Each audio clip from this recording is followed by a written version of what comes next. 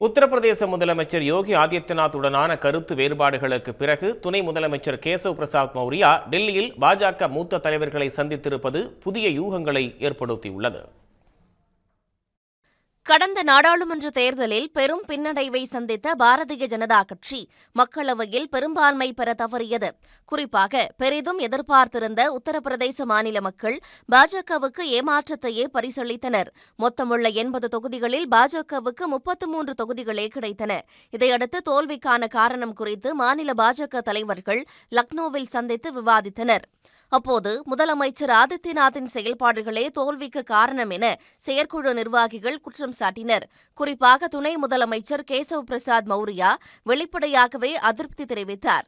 அரசாங்கத்தை விட கட்சியே பெரியது என்றும் கட்சியை விட யாரும் பெரியவர்கள் இல்லை என்றும் விமர்சித்த அவர், கட்சி உறுப்பினர்களின் கருத்துக்களை ஏற்காமல் உயர் பதவியில் உள்ளவர்கள் தனித்து செயலாற்றியதே தோல்விக்கு காரணம் என ஆதித்யநாத் மீது குற்றம் சாட்டியிருந்தார். முதலில் தான் ஒரு பாஜக தொண்டன், பின்னர்தான் துணை முதல்வர் என்ற கேசவ் மௌரியாவின் பேச்சு முதல்வர் ஆதித்யநாத் உடனான விரிசல்களை விவரிக்கும் விதமாக இருந்தது. முன்னதாக உத்தரப்பிரதேச அமைச்சர் சஞ்சய் நிஷத்தும் தேர்தல் பின்னடைவுக்கு ஏழைகளின் வீடுகளை இடிக்கும் முதலமைச்சர் ஆதித்யநாத்தின் புல்டோசர் கலாச்சாரமே காரணம் என்றும் கூறியிருந்தார். இந்நிலையில் மாநில பாஜக செயற்குழு கூட்டத்திற்கு பிறகு டெல்லி சென்ற உத்தரப்பிரதேச துணை முதலமைச்சர் கேசவ் மௌரியா ஒன்றிய அமைச்சர் நட்டாவை சந்தித்து பேசியதால் பரபரப்பு ஏற்பட்டுள்ளது.